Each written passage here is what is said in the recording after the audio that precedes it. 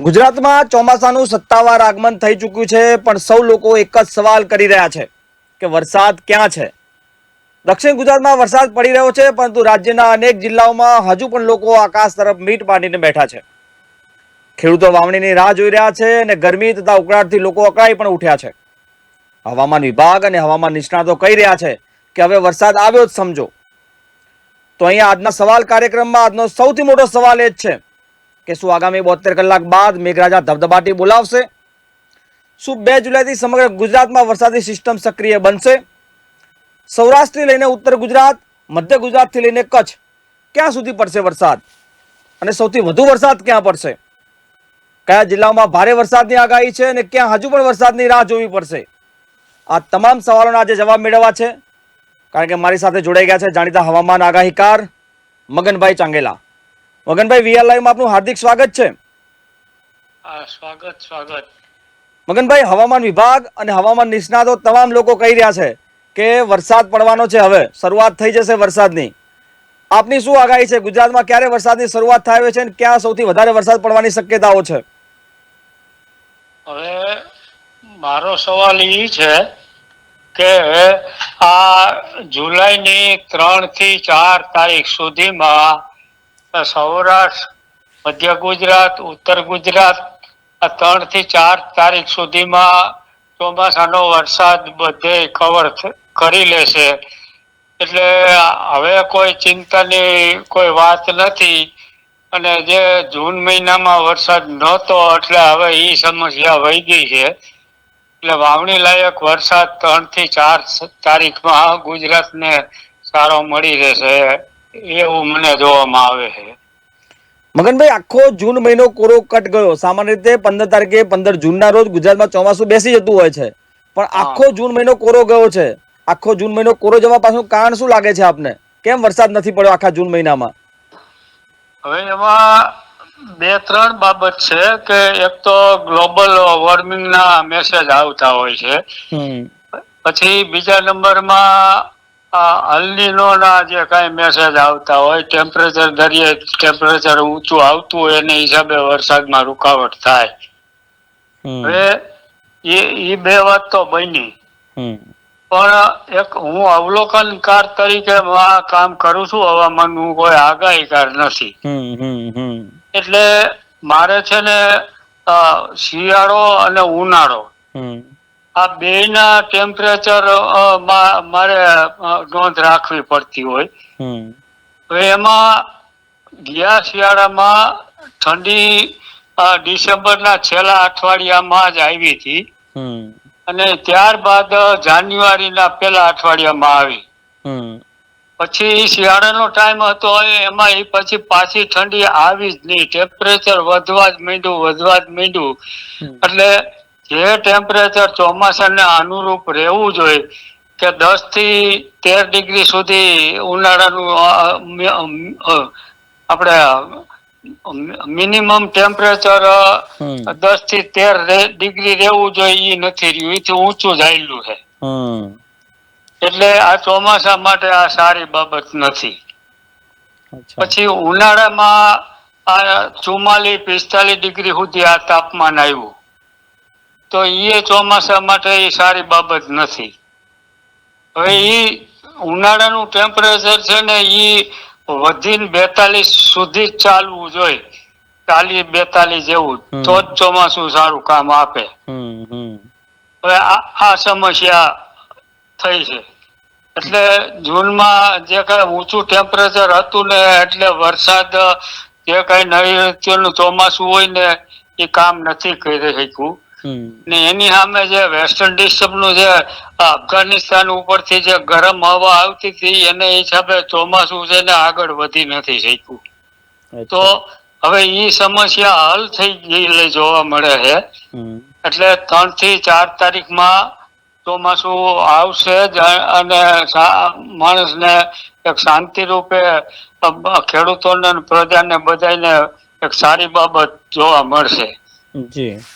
પછી ત્યારબાદ મારું અવલોકન છે ને એ દેશી રીતે હું કરું છું અને આ વૈજ્ઞાનિક રીતે કરું છું. તો દેશી રીતની હું જો વાત કરું તો આપણે શરદ પૂનમ જ્યાં શિયાળો બેસવાનો હોય ત્યારે શરદ પૂનમ પેલા આવતી હોય. પછી શરદ પૂનમે વાદળા થયા હતા, માવઠું થયું હતું. એટલે આ ચોમાસા માટે પેલા તો એ નિશાની સારી હતી જ નહીં. અચ્છા. અને ત્યારબાદ આપણે રામનવમી જે કહીએ ને, એ રામનવમી દિવસ ચોખ્ખો આવવો જોઈએ, ક્લીન આવવો જોઈએ, વાદળા કે માવઠું ન થવું જોઈએ. તો આ સ્થિતિમાં ત્યારે માવઠું થયું હતું, આ બધું થયું એટલે શિયાળાની ઉનાળાની જે સિઝન હોય ને એ આખી અનબેલેન્સ થઈ ગઈ. એટલે ચોમાસા માટે ઈ સારી બાબત હતી જ નહીં. અચ્છા. એટલે આમાં આખી સમસ્યા આ ઊભી થઈ છે.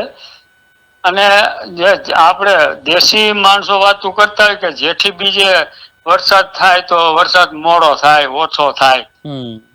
તો ઈ એક જેઠ મહિનાની બીજ છે ને, ઈ ચોમાસું બેસવાનું એક બારું છે. એટલે ઈ જેઠી બીજે ઊંચું તાપમાન હોય ને માવઠું થાય ને, એટલે ઈ ચોમાસું પાછું જાય જ, એ આગળ ન હાલે. અચ્છા. એટલે ઈ જેઠી બીજના અરસામાં કચ્છમાં માવઠું થયું હતું, બીજ નદી, પછી બીજે ક્યાંક ક્યાંક થયું હતું. એટલે આ બાબતે સારી નથી. હવે આ 3-4 બાબતો ભેગી ચોમાસાની સારી નિશાની આવેલી નહોતી. અચ્છા. એટલે આ ચોમાસાની ખરાબી આવી છે. અને અલનીનો ની અસર છે. એટલે આ 3 થી 4 તારીખમાં વરસાદ તો મળી જશે. પછી આ જુલાઈ પછી ઓગસ્ટ આવશે, સપ્ટેમ્બર આવશે. તો એમાં લાંબે ટાઈમે વરસાદ મળશે. એમ કે જે અઠવાડિયામાં વરસાદ મળી જાય એવું ચિત્ર તો મને જોવા નથી આવતું. અચ્છા. એટલે મહિનામાં એકાદ ટાઈમ સારો વરસાદ મળે આવું બને. એટલે પાણીની જનરલ તો ચોમાસામાં ખેંચ રહેશે. ડેમ ને બધી જે ભરવાનું થતું હોય, ચોમાસું ભરી દેતું હોય. હવે એમાં થોડીક તકલીફ તો રહે. પરંતુ મગનભાઈ, આમ સામાન્ય રીતે એવું કહેવાય છે કે બફારો થાય, ભેજનું પ્રમાણ વાતાવરણમાં દેખાય તો વરસાદ સારો પડે અથવા વરસાદ જલ્દી પડે. પણ પાછલા 15 દિવસનું આપણે જોઈએ તો વાતાવરણમાં ભેજ બી ઘણો દેખાય છે, બફારો બી વધારે છે, પણ વરસાદ નથી પડી રહ્યો. શું કારણ આનું પાછળનું? હવે એમાં એક બાબત એવી છે કે બફારો તો થાય, ચોમાસું આવવાનું હોય એટલે. પણ એની જે ભેજની વરસાદ લેવાની જે રેન્જ હોય ને ભેજની, એ ટકાવારી 60 થી 65 સુધી જ રહે છે. એટલે એમાં બફારો થાય. અને જો વરસાદ થાય ક્યાંક તો થંડરસ્ટોર્મ એક્ટિવિટીનો ગરમ વાતાવરણનો વરસાદ થાય. અને એ સીમિત વિસ્તારમાં જ હોય. જનરલ મોટા વિસ્તારમાં એ વરસાદ ન હોય. તો અત્યારે જે કઈ આવું હાલી રહ્યું છે ને, એ આ થંડરસ્ટોર્મ એક્ટિવિટીનો જ વરસાદ છે. આ ચોમાસાનો વરસાદ નથી. અચ્છા. એટલે હવે ચોમાસું એક્ટિવ થયું છે એટલે 3-4 તારીખ સુધીમાં એ ગુજરાત સુધી પહોંચી જશે. અને મારી પાસે થર્મોમીટર છે. એટલે સવારે મારે 7 વાગ્યા જોવાનું હોય. ડ્રાય ને વેટ, સૂકું ને ભીનું, 2 જાતના થર્મોમીટર હોય. એટલે એમાં આપણે ડ્રાય કેટલું ટેમ્પરેચર બતાવે ને વેટ કેટલું બતાવે છે. તો એમાંથી મારે ટકાવારી કાઢવી પડે. તો આ ભેજ કેટલો આવ્યો ગણાય આમાં. તો ઈ ભેજ છે ને, જયારે 90 આવે, સવારના 7 વાગે 90% ભેજ બતાવે, પછી 92%, 95% બતાવે. તો આ રેન્જમાં જ વરસાદ સારો મળે. 90 થી હેઠું રહીએ તો ઈ ક્યાંક વરસાદ થાય પણ એમાં સંતોષ ન થાય. તો મગનભાઈ, અત્યારની વાત કરીએ, અત્યારે કેટલું નોંધાય છે એની અંદર? અત્યારે તો આજે મેં સવારે જોયું ને તો 81% જ હતું. એટલે એમાં કઈ બહુ મેળ ન આવે. અચ્છા. એટલે આમ બીજા નકશા ઉપર ટેમ્પરેચરના ડેટા હું જોતા હોઉં ને તો એમાં એ 60-65 જ ગુજરાત ઉપર આજનું બતાવ્યું છે. અચ્છા. એટલે ઈ છે ને, ઈ તો એની રીતે એપું કામ કરતી હોય ને, ઈ ક્યારે ડેટા નાખતા હોય મને ન ખબર હોય. પણ મારી પાસે આજે સવારનું જોવાનું છે ને, ઈ IDM ની ટેમ્પરેચરના ડેટાની બુક મને ગવર્મેન્ટ ની મળી છે. અચ્છા. એટલે હું એની ઉપરથી આ બધું જોતો હોઉં ને એને થર્મોમીટર હવામાન કચેરીથી આપ્યા છે, રેન ગેજ આપ્યો છે. અચ્છા. એટલે આ બધું હું સર્વે કરતો હોઉં ને એ મુજબ હું આ કામગીરી કરું છું. મગનભાઈ, હવે તમે જે રીતે કીધું કે 2-3 જુલાઈ પછી વરસાદની શરૂઆત થશે અને સારો વરસાદ આખા ગુજરાતમાં પડશે. સર, આપણે આખા વિસ્તાર વાઇઝ જોવું હોય, ઉત્તર ગુજરાત, મધ્ય ગુજરાત, સૌરાષ્ટ્ર, દક્ષિણ ગુજરાત, તો 4 જિલ્લાઓમાં 4 વિસ્તારોમાં કેવો વરસાદ રહેશે? ખાસ કરીને આપ જિલ્લા વાઇઝ વાત કરો તો વધારે સારું, લોકોને ખબર પડે. હવે એમાં વાત એવી છે, હું સ્કાયમેટ નો અભ્યાસ કરું છું, ચેનલ નો. આઈએમડી નું હું જોતો હોઉં, પછી યુરોપિયન એક વેબસાઇટ છે એ જોતો હોઉં.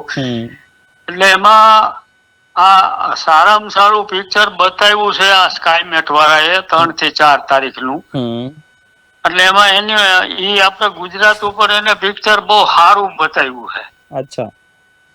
એટલે મને એ શ્રદ્ધા છે જ. અને હું રોજે રોજ બધી તપાસ કરતો હોઉં એટલે એમાં ચિત્ર સારું ઉપસતું આવે છે એવું મને દેખાય છે. અચ્છા. એટલે 3-4 તારીખ છે. હવે આજ તો હજી 29 તારીખ થઈ, એટલે હજી 3-4 દિવસ તો હજી રાહ જોવી પડશે. બાકી વરસાદ તો મળી જ જશે. બાકી બીજા આગાહી કરો તો પછી ગમે એ વાતું કરતા હોય, પણ મારા અનુભવ મુજબ આ બાબત કહું છું. ખાસ કરીને મગનભાઈ, જયારે આપ સૌરાષ્ટ્રના છો, તો સૌરાષ્ટ્ર માટે જો આપણે કોઈ વાત કરવી હોય, સૌરાષ્ટ્રમાં કેવો વરસાદ દેખાય છે આપને અત્યારે? અત્યારે એટલે 3 થી 4 તારીખમાં સૌરાષ્ટ્રમાં વરસાદ સારો જ મળવાનો છે. અચ્છા. અને એ જે અત્યારે જે સૌરાષ્ટ્રનો દરિયાકાંઠો છે ને, સુરત નો ની, ત્યાં સુધી ભેજ વધારે હોય, એટલે અત્યારે જાજે ભાગે એ દક્ષિણ ગુજરાતમાં ન્યા કામ કરે છે વરસાદ. પણ 3-4 તારીખે તો એને ચોમાસાને આગળ વધીને આ વરસાદ ને અહીંયા આવવું પડે છે એવું મને 100% વિશ્વાસ છે. અચ્છા. મગનભાઈ, આપણે જે રીતે વાત કરી કે શિયાળામાં પાછળથી વરસાદ પડ્યો, ઠંડી પાછળથી પડી, ઠંડી ગાયબ થઈ ગઈ, ગરમી વહેલી આવી ગઈ, આપને શું લાગે છે આ વખતે પાછોતરો વરસાદ થવાની શક્યતાઓ છે? અત્યારે જે શરૂઆતમાં જૂન મહિનામાં વરસાદ નથી તો પછી? ના, ચોમાસું તો માનો ને કે સપ્ટેમ્બરમાં છે ને, સપ્ટેમ્બરમાં ચોમાસું નબળું પડી જાય, ગાજવીજ સાથે ક્યાંક થાય છૂટો છવાયો. બાકી એથી વિશેષ કયા સપ્ટેમ્બર મહિનામાં કઈ મને જોવા નથી આવતું. એટલે જુલાઈ ને ઓગસ્ટ મહિનો જ આ 2 મહિના ઉપર જ જે કઈ વરસાદ મળે ને એ મળે એવું મને દેખાય. એટલે આ હવામાન નિષ્ણાતો, હવામાન વિભાગના જે વૈજ્ઞાનિકો છે, બધા કહી રહ્યા છે કે આ વર્ષે ચોમાસું નબળું રહેવાનું છે, વરસાદની ટકાવારી ખૂબ ઓછી રહેશે. આપને લાગે છે વરસાદ ઓછો રહેશે? હા, એ ઓછો રહેશે જ. અને એક રાજકોટની ટીવી ચેનલ વાળા ભાઈએ મારી મુલાકાત લીધી હતી. યુટ્યુબ ઉપર મારો વિડીયો છે જ. એટલે એ 14,000 માણસો એ જોયો છે. એટલે એ વિડીયો મેં આપણે એટલે મગનભાઈ, ખાસ કરીને મારે એટલા માટે તમને એવું પૂછવું પડ્યું કે ગુજરાતના ખેડૂતો રાહ જોઈને બેઠા છે કે વરસાદ ક્યારે આવશે, વાવણી કરવી છે ખેડૂતોને. આપને શું લાગે છે ખેડૂતોને ક્યારે વાવણી શરૂ કરી દેવી જોઈએ? એટલે એ 3-4 તારીખે વરસાદ મળ્યા પછી વાવણી થઈ જ શકશે. ઓકે, વાવણી લાયક વરસાદ થઈ જશે. હા, અને એની પેલા જે આ કર્યું છે ને વાવેતર, માણાએ આયશાએ થોડો વરસાદ થયો ને, બિયારણ તો કપાસનું તો બળી જ ગયું છે. અચ્છા. એટલે એ સાહસવણ કરવા જેવું નહોતું. હું તો ઘણા ખેડૂત કહેતો કે ભાઈ પૂરો વરસાદ થાય તો જ વાવજો, નહીં તો તમારું બિયારણ ફેલ જાય. તો અત્યારે અમે જે બેઠા ચર્ચા થતી, ઓલો કે ભાઈ મારું બિયારણ કપાસ બળી ગયું, ઓલો કે મારું બળી ગયું. આ પરિસ્થિતિ આવીને ઉભી છે અત્યારે. મગનભાઈ, એક અંતિમ સવાલ કરી લઉં પછી આપણે નમસ્કાર લઈએ. કેવું લાગે છે આ વર્ષનું ચોમાસું આપના અંદાજ પ્રમાણે કેવું રહેશે, ખાસ કરીને ખેડૂતો માટે અને સમગ્ર દેશ માટે?